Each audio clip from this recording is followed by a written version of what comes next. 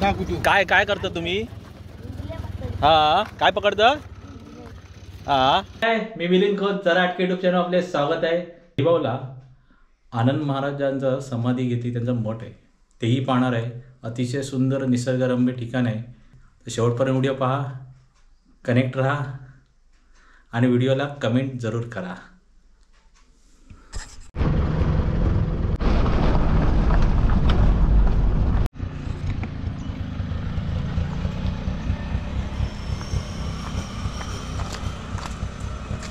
आनंद महाराज मठ, निसर्ग सौंदर्य तसं दडलेला. दहिबावला आलात तर ह्या मठाला जरूर भेट द्या.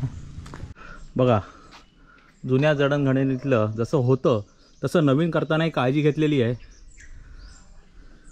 तर तुम्ही इथे आलात दहिबावला तर इथे जरूर भेट द्या. शांतता वेळ लाभेल तुम्हाला इथे. सध्या कोण येत नसल्यामुळे दरवाजा बंद आहे. इथून त्या दुसऱ्या दरवाजाने जातो आतमध्ये.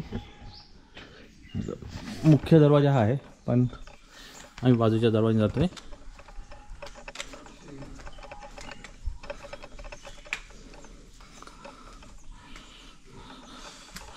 लाकडी काम बघा, नक्षीकाम चांगलं एकदम अप्रतिम असं दरवाजावर केलेलं.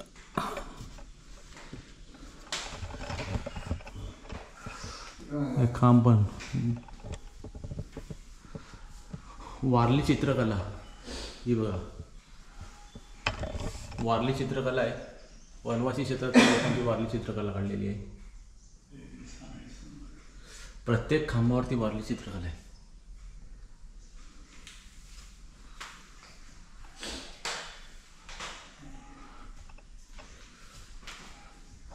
एकदम अतिशय शांत असं ठिकाण आहे.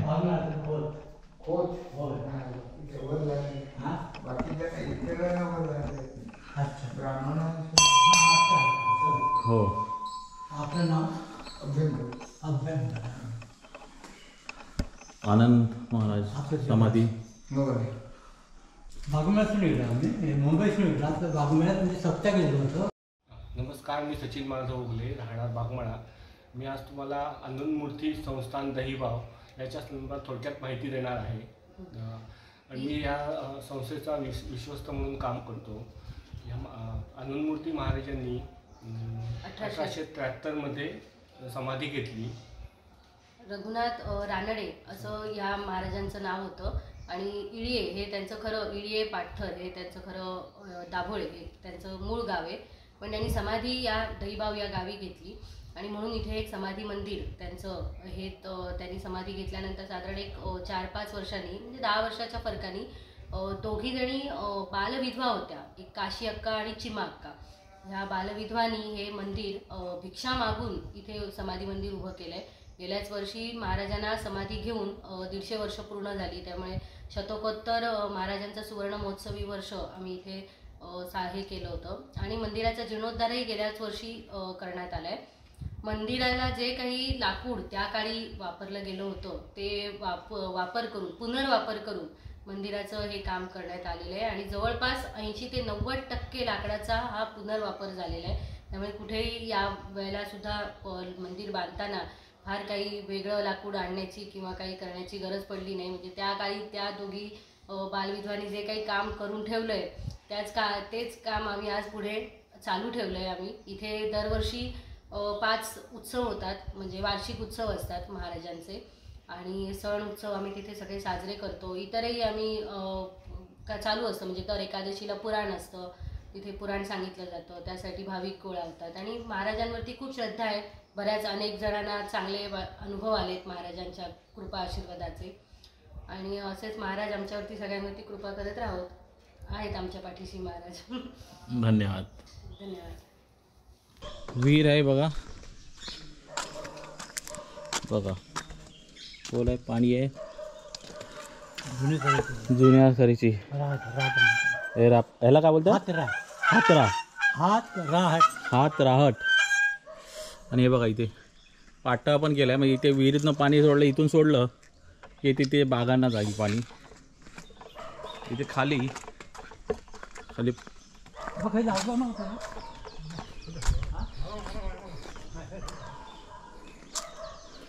हे पहा,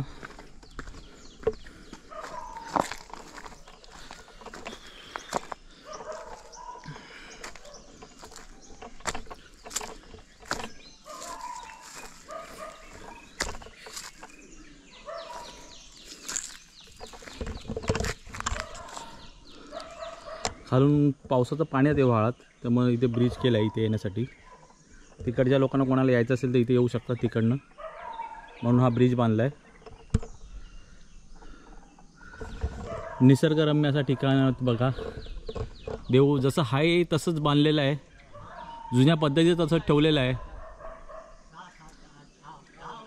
आता नवीन बांधताना त्यांनी एवढी काळजी घेतली आहे की जुन्या पद्धतीचंच तसं ठेवलेलं आहे.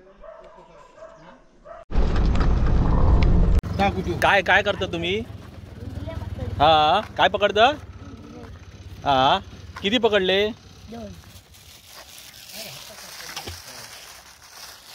येतात त्याच्यात? किती पकडले बघूया. हातात घे, मग एक बाहेर काढून घे. नाव काय तुझं? मोहनीश.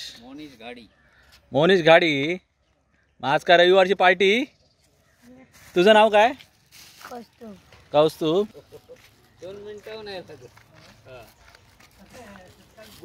कितवीत आहेस तू? कुठच्या शाळेत? प्रभुवाडी. मी आलो तर बघितलं होतंस मला.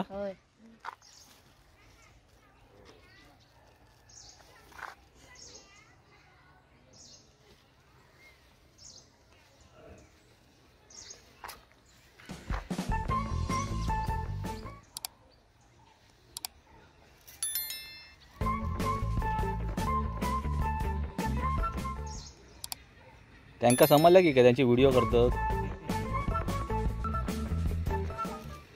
काढ काढ बाहेर.